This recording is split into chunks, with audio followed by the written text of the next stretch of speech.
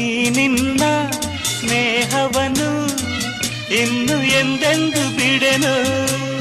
ಸವಿಯಾದ ಮಾತಿಂದ ಹೊಸ ಬಾಳು ತಂದೆ, ಬಯಸದ ಬಳಿ ಬಂದೆ, ಬಯಕೆಯ ಸಿರಿ ತಂದೆ, ನಿನ್ನ ಅಂದಕ್ಕೆ ಬೆರಗಾದೆ.